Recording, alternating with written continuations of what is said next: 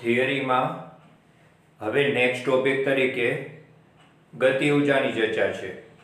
ટેક્સ્ટબુકમાં topic 6.4 તરીકે ગતિ ઊર્જાની જે માહિતી આપી છે ને એ બહુ થોડી જ માહિતી આપી છે, એટલે એમાંથી કોઈ ક્વેશ્ચન આન્સર બનતો નથી. પણ આપણે થોડીક વધારાની ચર્ચા કરશું, નોંધ તરીકે રાખશું, અને જે વધારાની ચર્ચા કરશું એ ખૂબ જ ઉપયોગી છે. જો ગતિ ઊર્જાનું એક સૂત્ર આપણે કાર્ય ઊર્જા પ્રમેયમાં ભણી ગયા. કાર્ય ઊર્જા પ્રમેય વખતે આપણે 1/2 mv² સ્ટેપ આવતું હતું, ત્યારે આપણે એને ગતિ ઊર્જા તરીકે વ્યાખ્યાયિત કર્યું. તો શરૂઆત આપણે એનેથી કરશું. તો જો ગતિ ઊર્જા K બરાબર 1/2 mv², m દળનો પદાર્થ, v જેટલા વેગથી, આમ તો જોઈએ તો અહીંયા v જેટલી ઝડપથી બોલવાનું થશે, કારણ કે અહીંયા v ઉપર સદિશ નિશાની નથી, અદિશ તરીકે એટલે એને ઝડપ બોલશું. તો m જેટલું દળ હોય, v જેટલી ઝડપથી ગતિ કરતો કણ હોય અથવા તો કોઈ પદાર્થ હોય, એની ગતિ ઊર્જાનું સૂત્ર K બરાબર 1/2 mv² જાણીતું છે. બીજી રીતે એમ કહેવાય કે પદાર્થના દળ અને વેગના વર્ગના ગુણાકારના અડધા મૂલ્યને ગતિ ઊર્જા કહેવાય. જો વેગના વર્ગ અને દળના ગુણાકારના અડધા મૂલ્યને ગતિ ઊર્જા કહેવાય. આ વાક્ય હમણાં હું પાછો એક વખત બોલીશ જ્યારે બીજું એક સૂત્ર મેળવશો ને ત્યારે. હવે જ્યારે કોઈ પદાર્થનું દળ વધારે હશે તો પણ એની ગતિ ઊર્જા વધારે હશે. જો એ વધારે ઝડપો v થી ગતિ કરતો હશે તો પણ એની ગતિ ઊર્જા વધારે હશે.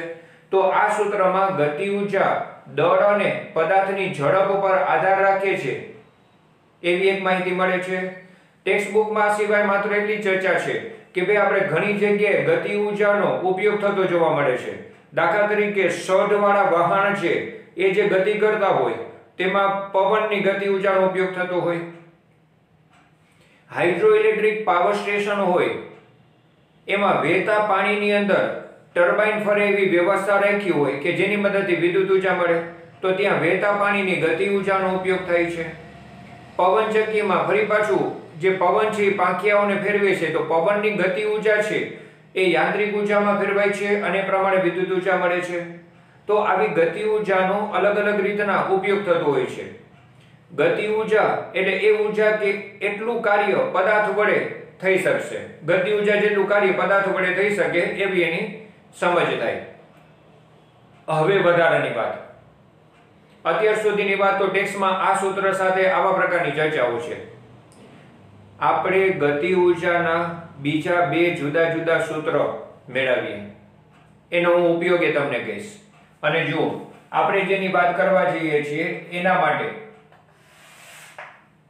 ચાર્ટના ફોર્મમાં આપણે કામ કરીએ. આ સૂત્રમાં અંશ છેદમાં સ્મોલ m ગુણાવીએ. તો જુઓ, અંશ છેદને સ્મોલ m વડે ગુણતા, આને આપણે સ્મોલ m વડે ગુણશું ને તો 1/2 m² v² m. જો અહીંયા ઉપર નીચે m વડે ગુણ્યા. હવે આને હું જરા કામ લખીશ. K બરાબર 1/2 mv આખા કૌંસનો વર્ગ છેદમાં m. ઉપર નીચે m ગુણાવ્યા ને પછી mv ને આખા કૌંસનો વર્ગ લખીએ ને તો mv એટલે તો કણનું વેગમાન થાય. તો આ જગ્યાએ આપણે ગતિ ઊર્જા K બરાબર અહીંયા વેગમાન p મૂકીએ ને તો p²/2m થશે. તો આપણે જે સૂત્ર મેળવ્યું ને એમાં વેગમાન p દાખલ કર્યો, તો જે સૂત્ર આપણે તૈયાર થાય છે એમાં તમને ખાસ હાઇલાઇટ થાય એના માટે અહીંયા વેગમાન mv ની જગ્યાએ p મૂકીએ તો ગતિ ઊર્જા K બરાબર p²/2m. જો આ ગતિ ઊર્જાના અત્યાર સુધીમાં બે સ્વરૂપ થયા. આને કહેવાય દળ અને વેગના સંદર્ભમાં, આને કહેવાય દળ અને વેગમાનના સંદર્ભમાં. 12મા ધોરણમાં પણ કામ આવશે. હજી એક ત્રીજું સ્વરૂપ કહું છું. પહેલા ત્રીજું સ્વરૂપ છે એની ચર્ચા કરી લઈએ, પછી એના ઉપયોગના એક બે એક્ઝામ્પલ આપીશ. જો અંશ છેદમાં m વડે ગુણાવ્યું ને આવી પ્રોસીજર થઈ. હવે જરા જુદું કરીએ. આપણે આ જગ્યાએ 1/2 mv² ને આમ લખીએ. જો v² છે ને મેં બે વખત લખી નાખ્યા છે. 1/2 mv² એટલે 1/2 v * mv લખીએ આપણે.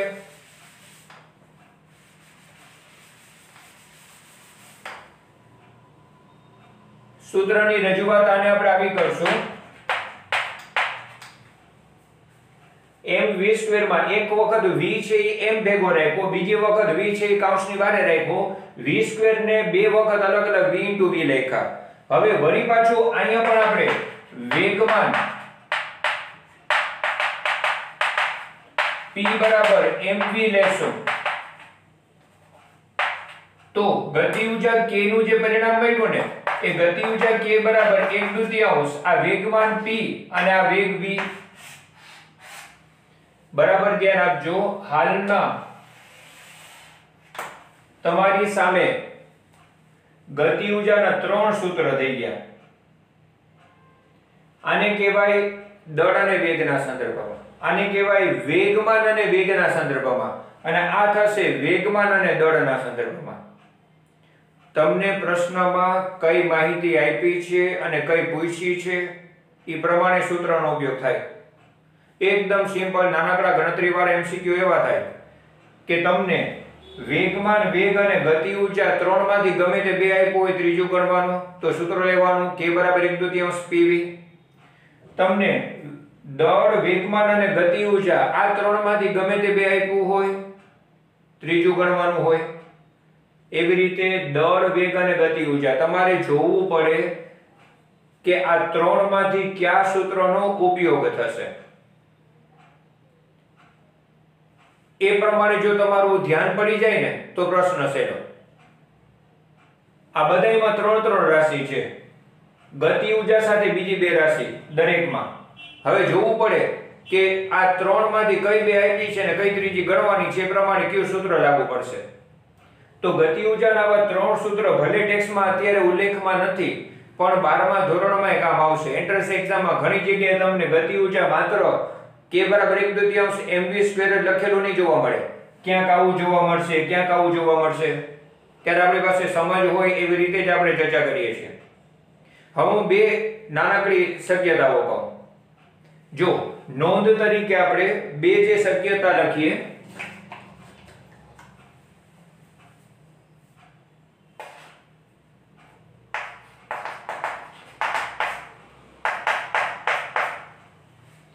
તમને એમ કે સમાન ગતિ ઊર્જા ધરાવતા બે કણના દળ m1 અને m2 છે, તો તેના વેગનો ગુણોત્તર ખાલી જગ્યા થાય.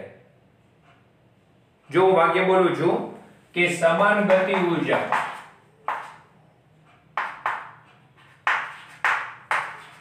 ધરાવતા બે કણ m1 અને m2 ના વેગનો ગુણોત્તર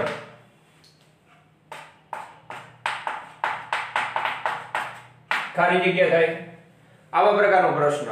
હવે તમને પહેલું તો એ ધ્યાન પડવું જોઈએ કે સમાન ગતિ ઊર્જા ઉપરાંત બે કણના દળ અને વેગ આપ્યા છે. તો ગતિ ઊર્જા, દળ અને વેગ, ગતિ ઊર્જા, દળ અને વેગ k બરાબર 1/2 mv² નો ઉપયોગ થશે. એ પહેલા ખ્યાલ આવવો જોઈએ. બરાબર. તો પહેલા તો આપણે સમાન ગતિ ઊર્જા આપી છે, તો બંને કણની ગતિ ઊર્જા k1 બરાબર k2. ગતિ ઊર્જા સમાન છે બંનેની, તો k1 બરાબર k2. હવે આ સૂત્ર આપણે સામસામે લખશું. 1/2 m1 v1² બરાબર 1/2 m2 v2². ગતિ ઊર્જા સમાન છે એવું પહેલું જ કન્ડિશન આપી છે. m1 અને m2 ના વેગનો ગુણોત્તર પૂછ્યો છે. વેગનો ગુણોત્તર પૂછ્યો છે એટલે v1² ના છેદમાં v2² બરાબર 1/2 કેન્સલ કરીએ. v1² ના છેદમાં v2² બરાબર m2/m1 થાય. બંને બાજુ વર્ગ લેશું તો v1 ના છેદમાં v2 બરાબર બંને બાજુ વર્ગમૂળ લેવાનું થશે। જો v1 સ્ક્વેર ના છેદમાં v2 સ્ક્વેર બરાબર m2/m1 અહીંયા સ્ક્વેર છે। જો મારે વેગનો ગુણોત્તર જોતો હોય તો બંને બાજુ વર્ગમૂળ લેવું પડે તો √m2/m1 ખ્યાલ બરાબર। તો જો સમાન ગતિ ઉર્જા ધરાવતા બે કણના m1 અને m2 ના વેગનો ગુણોત્તર આપણે શું જવાબ આવ્યો √m2/m1 પણ જરાક નાનકડો ફેરફાર જોજો।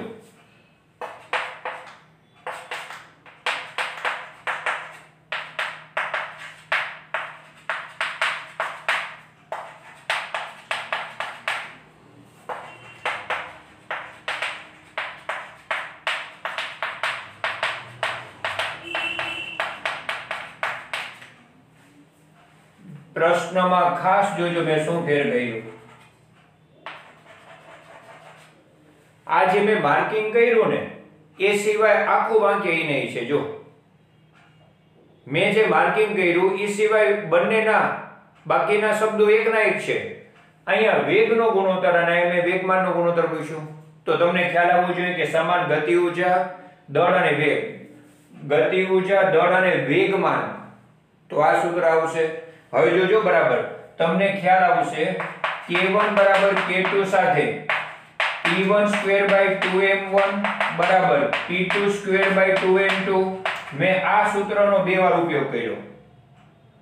ગતિ ઉર્જા સમાન છે એ તો બેયમાં એક સરખી કન્ડિશન છે, દળ m1 m2 છે એ બંનેમાં સરખું છે, પણ એકમાં વેગનો ગુણોત્તર પૂછ્યો બીજામાં વેગમાનનો ગુણોત્તર। હવે જો વળી પાછું બંને બાજુથી આ બે કેન્સલ થાય, p1 સ્ક્વેર ના છેદમાં p2 સ્ક્વેર બરાબર જોજો આ p2 સ્ક્વેર નીચે આવ્યા m1 ઉપર આવશે એટલે m1 ના છેદમાં m2। હવે તમે વેગમાનનો ગુણોત્તર જોઈએ છે એટલે બંને બાજુ વર્ગમૂળ લેશો, બંને બાજુ વર્ગમૂળ લેશો એટલે p1 ના છેદમાં p2 બરાબર √m1 ના છેદમાં m2। હવે તમે કમ્પેર કરો, એક વિકલ્પ આપ્યો √m2/m1, બીજો વિકલ્પ આપ્યો √m1/m2। ધ્યાન રાખવું પડશે,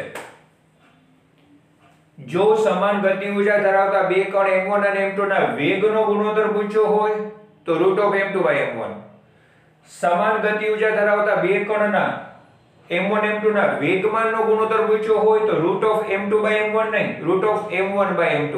જવાબમાં ફેર પડી ગયો। હજુ આપણી પાસે આ બે સૂત્રોના ઉપયોગવાળા પ્રશ્ન થયા, બે સૂત્રોના ઉપયોગવાળા। આના ઉપયોગવાળો પ્રશ્ન બનાવવો હોય તો સમાન ગતિ ઉર્જા ધરાવતા બે કણ છે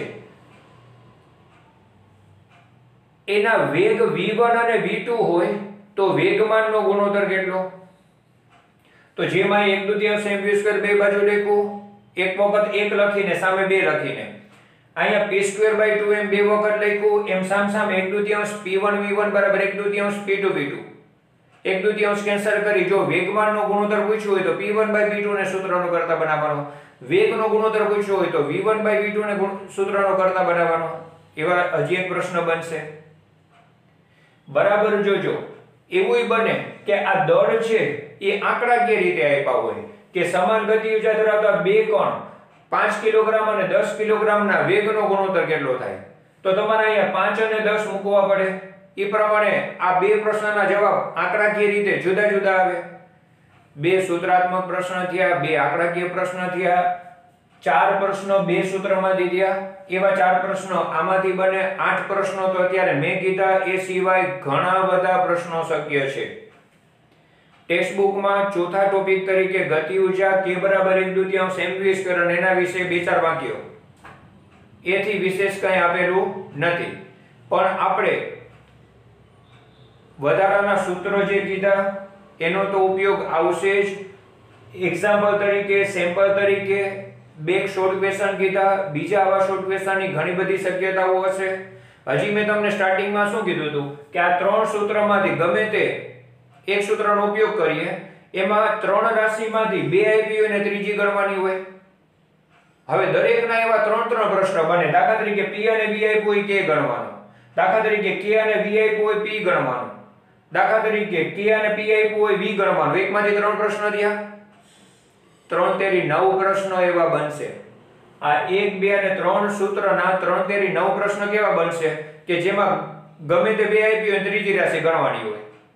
વિચાર કરો, ફિઝિક્સમાં તમે ઘણા બધા પ્રશ્નો ટેક્સ્ટ બુકમાં કે બીજી કોઈ બુકમાં વાંચતા હો, છતાં એન્ટ્રન્સ એક્ઝામમાં કંઈક નવું જોવા મળે. એનું કારણ આ હોય છે કે એટલી વાસ્ટ પોસિબિલિટી હોય છે ને બધા પ્રશ્નો અવેલેબલ નથી હોતા. આપણી સમજ એવી હોવી જોઈએ કે આવા પ્રકારના પ્રશ્નો આપણે એટેન્ડ કરી શકીએ. મેં તમને કીધું કે ખાલી ગમે તે બે રાશિ આપીને ત્રીજી ગણવાની હોય એવા 9 પ્રશ્નો હું બનાવી શકું. આ 3 સૂત્રમાંથી એવા 9 પ્રશ્ન બનાવી શકું. 9 પ્રશ્નો અલગ આવે આંકડાકીય રીતે. અને એ જ પ્રમાણે આમાંથી મેં તમને આવા ટાઈપના આ સૂત્રાત્મક છે એવો ગણતરીવાળો 2 પ્રશ્ન, આ સૂત્રાત્મક છે એવો ગણતરીવાળો 2 પ્રશ્ન. વિચાર કરો કેટલા બધી શક્યતાઓ થશે. આમાંથી એવું બને કે દાખલા તરીકે તમારે p ને સૂત્રનો કરતા બનાવવો છે તો સામે આવશે 2mk એટલે p² બરાબર 2mk થાય. બંને બાજુ વર્ગમૂળ લ્યો તો p બરાબર √2mk થાય. આને એમ કહેવાય વેગમાનનું સૂત્ર ગતિ ઊર્જાના સંદર્ભમાં. 12th માં 2-3 જગ્યાએ આનો ઉપયોગ આવે છે. p બરાબર √2mk મૂક્યું. આપણે આ ક્યાંથી આવ્યું? પણ તમે જે વધારાનું સૂત્ર બન્યું એમાંથી p ને સૂત્રનો કરતા બનાવ્યું. તમને એમ કહે કે m દળ ધરાવતા કણની ગતિ ઊર્જા k છે તો તેનું વેગમાન ખાલી જગ્યા થાય. આપણે 4 વિકલ્પમાંથી સિલેક્ટ કરવું પડે √2mk. આમાંથી તમને દાખલા તરીકે v વેગ ધરાવતા કણની ગતિ ઊર્જા k છે તો એનું વેગમાન કેટલું થાય તો હું વેગમાનને સૂત્રનો કરતા બનાવું તો 2k/v થાય. 4 વિકલ્પમાંથી આ સિલેક્ટ કરવાનો થાય. તો આ બંનેમાંથી મેં વેગમાનના સૂત્ર બનાવ્યા. જો આ બંનેમાંથી વેગમાનના સૂત્ર બનાવ્યા. હવે આના ઉપયોગ વાળા બીજા પ્રશ્નો થાય. બે કણના સમાન વેગમાન હોય જેમાં એ કેમ આપણે k1 બરાબર k2 સમાન ગતિ ઊર્જા વાળા સિચ્યુએશનમાં આગળ વધ્યા. આમાંય સમાન ગતિ ઊર્જાથી સિચ્યુએશન આગળ વધ્યા. હવે તમને સમાન વેગમાન કીધું હોય તો p1 બરાબર p2 એની નીચે લખવું પડે √2m1 k1 બરાબર સામે √2m2 k2. એ પ્રમાણે પછી આગળ વધવાનું હોય. ઘણી વખત અમુક સૂત્રાત્મક ચર્ચાઓ, અમુક સૂત્રાત્મક માહિતીઓ એવી હોય કે જેમાંથી ઘણી બધી શક્યતાઓ હોય. આમાંથી હું v² છે એને સૂત્રનો કરતા બનાવું તો 2k/m આવે. વર્ગમૂળ લઉં તો v બરાબર √2.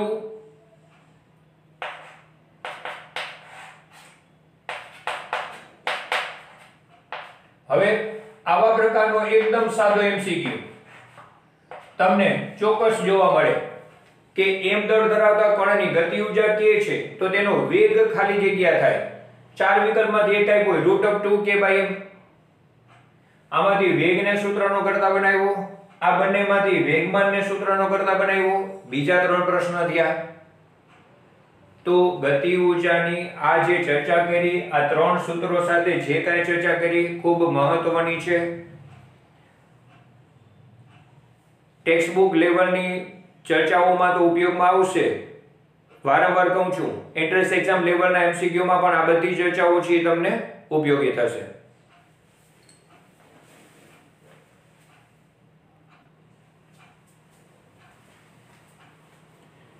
કાર્યની વાત આપણે આગળ વધારીએ. અગાઉ આપણે કાર્ય ભણ્યા ત્યારે આપણે હેડિંગમાં લખેલું છે અચળ બળ વડે થતું કાર્ય. તો ત્યાં આપણે જ્યારે એવું કહેતા હતા કે F બળ લાગે છે, સ્મોલ d જેટલું સ્થાનાંતર થાય છે, એ બળ પછી સ્થાનાંતરની દિશામાં લાગતું હોય કે પછી સ્થાનાંતર સાથે અમુક થીટા ખૂણે લાગતું હોય, પણ એ સમગ્ર સ્થાનાંતર દરમિયાન બળ અચળ રહે છે એવી સિચ્યુએશનની વાત હતી. પણ વ્યવહારિક રીતે ઘણા બધી એવી સિચ્યુએશન હશે ને કે જેમાં સ્થાનાંતર દરમિયાન બળ અચળ નહીં રહેતું હોય. હવે આવી સિચ્યુએશનને કહેવાય ચલ બળ. કે ભાઈ એક જગ્યાએથી બીજી જગ્યાએ પદાર્થ ગતિ કરે છે, બળ લાગે છે, પણ સમગ્ર સ્થાનાંતર દરમિયાન બળ બદલાય છે. એનું મૂલ્ય બદલાઈ શકે, એની દિશા બદલાઈ શકે અથવા બંને બદલાઈ શકે. તો એવા પ્રકારના બળને ચલ બળ કહેવાય. જોજો કોઈ પણ સદિશ રાશિ હોય ને એમાં ફેરફાર 3 રીતે થઈ શકે. બળ સદિશ રાશિ છે તો બળના મૂલ્યમાં ફેરફાર થઈ શકે, અથવા બળની દિશામાં ફેરફાર થઈ શકે, અથવા મૂલ્ય અને દિશા બંનેમાં ફેરફાર થઈ શકે. તો કોઈ પણ સદિશ રાશિમાં 3 રીતે ફેરફાર થઈ શકે. તો બળ આ 3 માંથી કોઈ પણ રીતે બદલી શકે, એને ચલ બળ કહેવાય. હવે એવી સિચ્યુએશનમાં કાર્ય ગણવાની વાત આપણે કરીએ છીએ ને, પણ જે સૈદ્ધાંતિક સૂત્રાત્મક ચર્ચા કરવા જઈએ છીએ એ પર્ટિક્યુલર એક પરિમાણમાં ચલ બળ વડે થતા કાર્યની વાત કરશું. જો ચોખવટ કરું છું, આકૃતિ એ આપણે આલેખ દોરશું. આકૃતિ બી માં બીજો આલેખ છે એ ઇન્ટર રિલેટેડ ચર્ચાઓ છે. આકૃતિ એ માં જે વાત આવે છે ને એ એક પરિમાણમાં ચલ બળની હાજરી. જો ખાસ મેં ભારપૂર્વક કીધું છે, બોર્ડ ઉપર મેં શબ્દો લખ્યા છે, એનો ઉલ્લેખ થવો કમ્પલસરી છે. કારણ કે જે સૂત્રાત્મક હું વાત કરવા જાઉં છું ને એ એક પરિમાણમાં થતી ગતિ, બીજી રીતે કહીએ તો સુરેખ પથ ઉપર થતી ગતિ છે. ધ્યાન રાખજો, ચલ બળ છે, બરાબર કોન્સન્ટ્રેશનથી સાંભળજો. ચલ બળ છે પણ એક પરિમાણમાં ગતિ થાય ને એવું ત્યારે શક્ય બને કે બળ સતત એ સુરેખ પથ ઉપર લાગતું હોય, બળ ગતિની દિશામાં જ લાગતું હોય, તો સુરેખ ગતિ જળવાઈ રહી. એટલે અહીંયા બળની દિશા નથી બદલાતી, માત્ર મૂલ્ય બદલાય છે. સુરેખ પથ ઉપર અથવા એક પરિમાણમાં ગતિ ચાલુ રહે એવું ત્યારે શક્ય બને કે જો બળની દિશા સ્થાનાંતરની દિશામાં જળવાઈ રહેતી હોય તો. આટલું બધું સ્પષ્ટ ત્યાં ટેક્સ્ટબુકના વર્ણનમાં ન આવ્યું હોય. આપણે ધ્યાન રાખવાનું હોય કે ભાઈ આ એવી સિચ્યુએશનની વાત કરે છે કે જેમાં એક પરિમાણમાં ગતિ થાય છે, એનો મતલબ બળની દિશા નથી બદલાતી, એ સતત સ્થાનાંતરની દિશામાં જ રહે છે. માત્ર બળનું મૂલ્ય બદલાય છે, અને બળનું મૂલ્ય જે બદલાય છે એને આલેખાત્મક રીતે આમ દર્શાવ્યું છે. હવે આ આલેખનો મતલબ શું થાય ખબર છે? કે સ્થાનાંતર સાથે બળ વધતું ગયું, આ જગ્યાએ મહત્તમ થયું, વળી બળ થોડુંક ઘટ્યું. આનો અર્થ એમ થાય, દાખલા તરીકે હું એમ કહું કે આપણે જે કાર્ય ગણવું છે એ આ પ્રારંભિક સ્થાન xi i ઇનિશિયલ માટે અને અંતિમ સ્થાન xf માટે આપણે ગણવું છે. તો આ બળ વિરુદ્ધ સ્થાનાંતરનો આલેખ, એમાં બ્રેકેટમાં x લખ્યું જેનો મતલબ બળ સ્થાન x સાથે બદલાય છે, જેમ ગતિ થાય છે એમ સ્થાન x સાથે બદલાય છે. બીજું એક પરિમાણમાં ગતિ, x દિશામાં ગતિ, એટલે અહીં x એમ લખ્યું છે. આપણે xi થી xf જઈએ ત્યાં માટેના કાર્યની વાત કરવી છે, પણ એ દરમિયાન બળ f આ આલેખ છે ને એવું રજૂ કરે છે કે બળ વધતું ગયું, મહત્તમ થયું, પછી સેજ ઘટ્યું. આલેખનો મતલબ એમ થાય. જોજો આ ગતિ માર્ગ નથી, આ બળનો આલેખ છે. હવે આવી સિચ્યુએશનમાં આ આકૃતિ એ શું છે એનું વાક્ય મહત્વનું છે, એના વિશે વધારે ચર્ચા કરી મેં. હવે આવી સિચ્યુએશનમાં ખરેખર હું એક નાનકડું સ્થાનાંતર ડેલ્ટા x વિચારું વચ્ચે.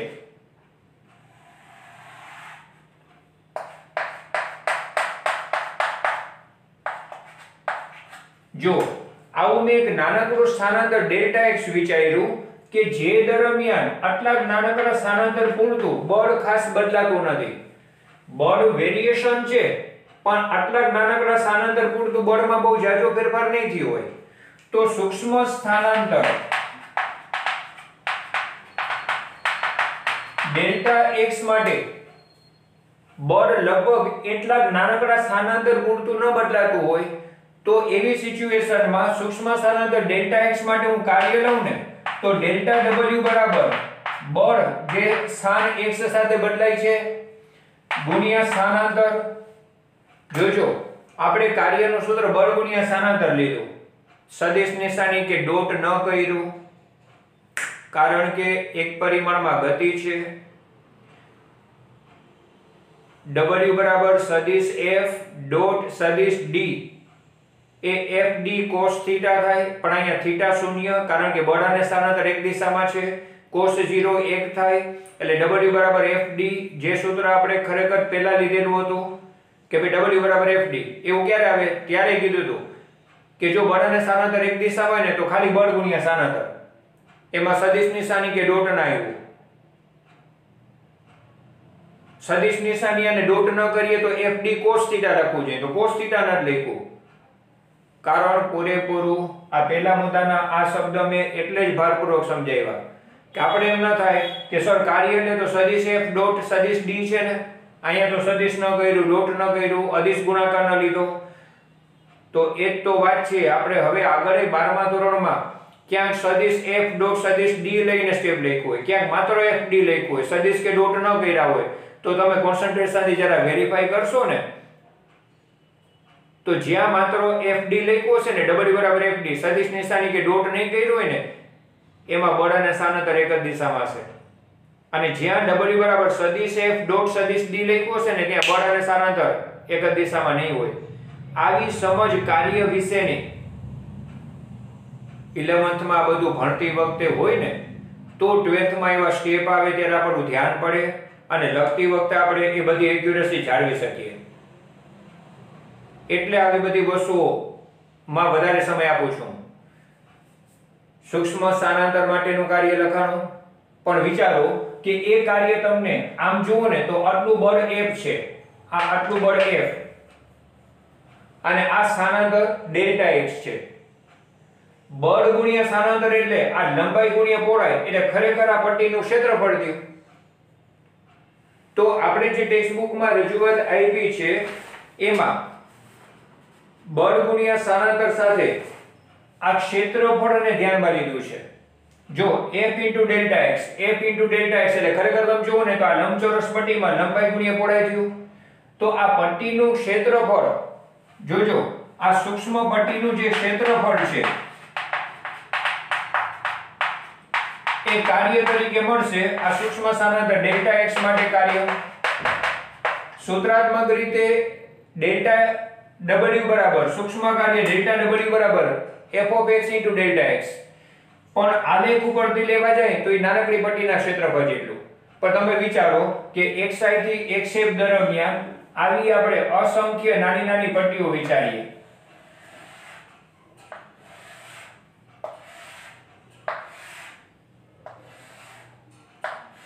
તો આ આકૃતિ જોશો ને,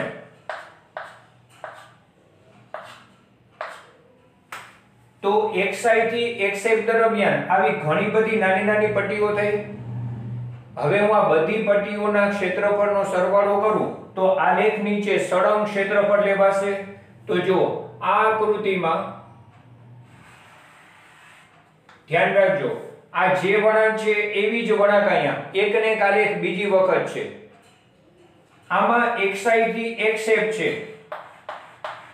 આ xi અને આ xf. આમાં xi થી xf સુધી પ્રારંભિક સ્થાનથી અંતિમ સ્થાન સુધી ઘણા બધા નાના નાના સૂક્ષ્મ સ્થાનાંતર જેની અલગ અલગ નાની નાની પટ્ટીઓના ક્ષેત્રફળ છે, એ બધાનો સરવાળો કરું તો એક પટ્ટીનું ક્ષેત્રફળ છે એ સૂક્ષ્મ સ્થાનાંતરનું કાર્ય આપે, પણ બધી પટ્ટીના ક્ષેત્રફળનો સરવાળો એ xi થી xf સુધીનું કુલ કાર્ય આપે. તો હું ખરેખર xi થી xf સુધી આવી રીતના બધી પટ્ટીઓના ક્ષેત્રફળનો સરવાળો કરું તો આલેખ નીચે ઘેરાતું ક્ષેત્રફળ જે મને મળશે એ થશે કુલ કાર્ય. તો આ આલેખની મદદથી કાર્ય કેમ મળશે ને એવું થયું. જો તમને આવું પણ એક નાનકડો શોર્ટ ક્વેશ્ચન મળે કે બળ વિરુદ્ધ સ્થાનાંતરના આલેખ, બરાબર જોજો, બળ વિરુદ્ધ સ્થાનાંતરના આલેખ વડે કાર્ય ખાલી જગ્યાની મદદથી મળે તો તમારે ચાર વિકલ્પમાંથી સિલેક્ટ કરવું પડે આલેખ વડે ઘેરાતા ક્ષેત્રફળ વડે. કારણ કે આલેખ નીચે જે ઘેરાતું ક્ષેત્રફળ છે એ આ બધી નાની નાની પટ્ટીઓના ક્ષેત્રફળનો સરવાળો, બીજી રીતે કહું તો બધા નાના નાના સૂક્ષ્મ સ્થાનાંતરનો સરવાળો, સૂક્ષ્મ સ્થાનાંતર માટે થતા કાર્યનો સરવાળો થયો કહેવાય. ઉલટું તમને એમ કે બળ વિરુદ્ધ સ્થાનાંતરના આલેખ નીચે ઘેરાતું ક્ષેત્રફળ ખાલી જગ્યાની માહિતી આપે તો તમારે જવાબ સિલેક્ટ કરવાનો થાય કાર્ય. ફિઝિક્સમાં પ્રશ્નો નાનકડા જે MCQ બનતા હોય થિયરીમાંથી, એનું પણ ધ્યાન હોવું જોઈએ. ઘણી બધી જગ્યાએ ચર્ચામાં એવું સાથે સાથે હું કહેતો જતો હું. અત્યારે આપણે આલેખની મદદથી કાર્ય કેમ મળે ને એવી ચર્ચાઓ થઈ. અત્યાર સુધીની ચર્ચા આલેખની મદદથી કાર્ય, કે જેમાં સ્થાનાંતર એક સાથે બળ બદલાતું હોય એ આમ જ બદલાતું એવું જરૂરી નથી. આલેખ તો ગમે તે હોય, ચલ બળ અહીંયા વધે છે ને પછી મહત્તમ થઈને ઘટે, જેની બદલે પહેલે ઘટતું હોય ને પછી મહત્તમ થઈને વધે, એવી રીતે એ શક્યતા છે. આલેખ ગમે તે હોય, પણ બધા આલેખમાં આલેખ નીચે ઘેરાતું ક્ષેત્રફળ એ કાર્યની માહિતી આપે. શાના આલેખ માટે? બળ વિરુદ્ધ સ્થાનાંતરના આલેખ માટે આલેખ નીચે ઘેરાતું ક્ષેત્રફળ સ્થાનાંતરની માહિતી આપે. તમને યાદ હોવું જોઈએ, વેગ વિરુદ્ધ સમયના આલેખ નીચે ઘેરાતું ક્ષેત્રફળ ખાલી જગ્યાની માહિતી આપે. કદાચ આ પ્રશ્ન મેં પૂછેલો હશે, ફરીથી બોલું છું, વેગ વિરુદ્ધ સમયના આલેખ નીચે ઘેરાતું ક્ષેત્રફળ ખાલી જગ્યાની માહિતી આપે.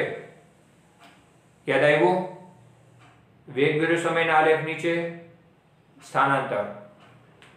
અને એ રીતે તો આપણે આલેખની મદદથી x બરાબર x naught plus v naught t plus half at square ગણ્યું, ત્યાં આલેખ નીચે ઘેરાતું ક્ષેત્રફળ સ્થાનાંતર આપે, અહીં આલેખ નીચે ઘેરાતું ક્ષેત્રફળ કાર્ય આપે. આલેખ શેનો છે એ પ્રશ્નમાં જોવું પડે. વેગ વિરુદ્ધ સમયનો આલેખ છે કે બળ વિરુદ્ધ સ્થાનાંતરનો આલેખ છે? જો વેગ વિરુદ્ધ સમયના આલેખ નીચે ઘેરાતું ક્ષેત્રફળ પૂછ્યું હોય તો સ્થાનાંતર, બળ વિરુદ્ધ સ્થાનાંતર વિરુદ્ધ ના આલેખ નીચે ઘેરાતું ક્ષેત્રફળ પૂછ્યું હોય તો કાર્ય. આવું બધું સતત ધ્યાન રાખવું પડે, નહીંતર આવી વસ્તુઓ કમ્પેરિઝનમાં આગલી વસ્તુઓ સાથે ધ્યાનમાં ન હોય ને ત્યારે MCQ માં ભૂલો પડવાની શક્યતા બહુ હોય. પછી એમ થાય કે સર મને MCQ માં બહુ ભૂલ પડે છે, પણ આપણું પ્રશ્ન વાંચતી વખતે એલર્ટ ન હોઈએ, કઈ નવું ભણીએ ને આગળની વસ્તુ સાથે કમ્પેરિઝનમાં આપણી પાસે ઇન્ફોર્મેશન ન હોય તો ભૂલ પડે. પણ આવું ન થાય એ રીતે ધ્યાન રાખવાનું. હવે ગાણિતિક રીતે આપણે આગળ વધીએ. જો અત્યાર સુધી આપણે એમ કીધું કે આલેખ વડે કઈ રીતે કાર્ય મળશે, ચલ બળ માટે કાર્ય ગણ્યું, પણ આલેખની ચર્ચા મોટે ભાગે આવી. સૂત્ર એટલું જ આવ્યું. આ સૂત્ર શું કામ લીધું કે એક પરિમાણમાં ગતિ છે એટલે સિમ્પલ બળ ગુણ્યા સ્થાનાંતર લેવાનું છે. હવે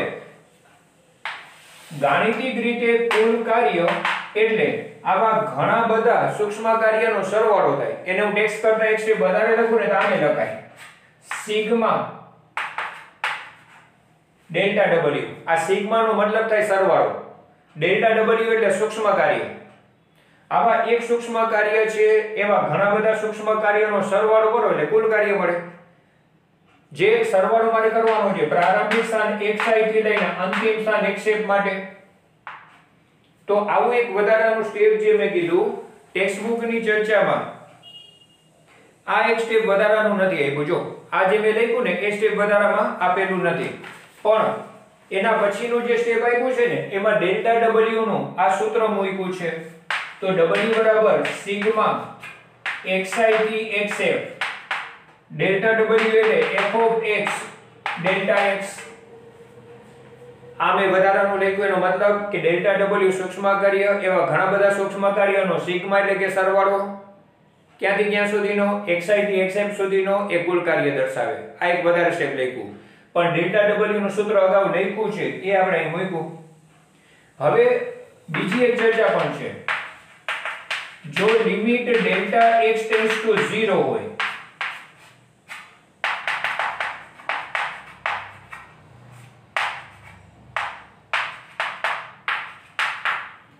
ઉપરના સૂત્રમાં ખાલી એક આવું ઉમેર્યું. આ ઉમેર્યું એનો ભૌતિક અર્થ હવે ખબર હોવી જોઈએ. Limit delta x tends to 0 મતલબ સૂક્ષ્મ સ્થાનાંતર, શૂન્ય નજીકનો સ્થાનાંતર હોય. તો જો ગતિ દરમિયાન xi થી xf દરમિયાન અસંખ્ય નાના નાના સ્થાનાંતર લઈએ આપણે કે જેમાં સ્થાનાંતર ખૂબ જ નજીક હોય અને એનો તમે સિગ્મા કરવા જાઓ તો એ પરિણામે છે સંકલનમાં. ગણિતની પ્રક્રિયા જે સંકલન કરીએ છીએ ને એમાં આ રીતે w બરાબર સંકલન f of x, પછી નાનકડા સ્થાનાંતર માટે ડેલ્ટા x ની બદલે dx લખાય, નાનકડા સ્થાનાંતરમાં ડેલ્ટા x ની બદલે dx લખાય.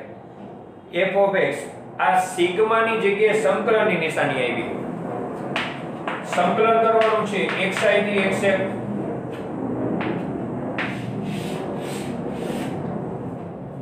જોજો ઘણી વખત આગળ જતા 11th માં અને 12th ની શરૂઆતમાં ક્યાંક કાર્યના સ્ટેપ કરતા હશો ને તો સંકલન f dx લખ્યું હશે. હવે જેને આ વસ્તુનો ખ્યાલ હોય ને એને એમ થાય કે કાર્યમાં સંકલન f dx કેમ લખ્યું? કાર્ય એટલે તો બળ ગુણ્યા સ્થાનાંતર. આવું સંકલન કરવાની શું જરૂર? એવા વિદ્યાર્થીઓને પ્રશ્ન થાય કે જેને 11મા ધોરણમાં કાર્ય ભણતી વખતે આ પ્રાથમિક માહિતીઓ બહુ સ્પષ્ટ સમજી ન હોય કે જ્યારે ગતિ દરમિયાન ચલ બળ હોય ત્યારે હંમેશા કાર્ય સંકલન સ્વરૂપે લેવાય. તમે 12મા ધોરણમાં એવું કંઈ થિયરી ભણતા હશો, એવો દાખલો કરતા હશો કે જેમાં કાર્ય ગણતી વખતે સંકલન થતું હશે ને, ત્યારે હું ધ્યાન દોરીશ કે જો અહીં બળ ગતિ દરમિયાન બદલાય છે એટલે સંકલન કરે છે, એટલે સંકલન સાથે કાર્યની પ્રોસિજર થાય છે. f ડેલ્ટા x સૂક્ષ્મ સ્થાનાંતર માટે ડેલ્ટા x ની બદલે dx, એનો અર્થ જ થાય કે પહેલા સૂક્ષ્મ સ્થાનાંતર માટેનું કાર્ય, પછી એવા ઘણા બધા નાના નાના કાર્યનો xi થી xf સુધીનું સંકલન, એટલે કે xi થી xf સુધીનો સરવાળો. સંકલન એટલે સરવાળો ભેગું કરવું. સંકલન એટલે શબ્દનો અર્થ જ છે સંકલન કરવું એટલે ભેગું કરવું. તો આ જે પદ છે એનો મતલબ થાય કે નાનકડા સૂક્ષ્મ સ્થાનાંતર માટેનું કાર્ય છે એવા ઘણા બધા કાર્યોનો સરવાળો એટલે કે સંકલન છે. ક્યાંથી ક્યાં સુધીનો? xi થી xf સુધીનો. જોજો આ સૂત્રમાં ફરી પાછું વારંવાર કહું છું કે અહીંયા સદિશ નિશાની ને ડોટ નથી. એનું કારણ છે એક પરિમાણમાં ગતિ લઈએ છીએ એટલે. બાકી જો ગતિ દરમિયાન બળની દિશા પણ બદલાતી હોય ને ત્યારે કાર્ય લખતી વખતે w બરાબર f ડોટ dx કે f ડોટ dl લખાતું હોય, એમાં સદિશ નિશાની હોય, વચ્ચે ડોટ ગુણાકાર હોય, એવી રજૂઆત હોય તમને જોવા મળશે.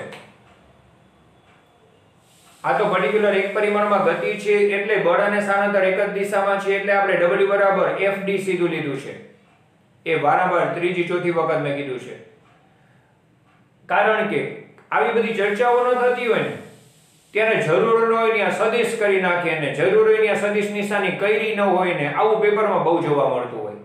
હવે ખરેખર જુઓ ને તો આખા પ્રશ્નમાં ક્યાંય સદિશ નિશાની નથી, પણ એવા મેં પેપર જોયેલા હોય કે જેમાં અહીંયા સદિશ નિશાનીઓ કરી રાખે બળ ઉપર, કારણ કે એના મગજમાં એમ હોય કે બળ સદિશ રાશિ, અહીંયા સદિશ નિશાની કરવાની છે.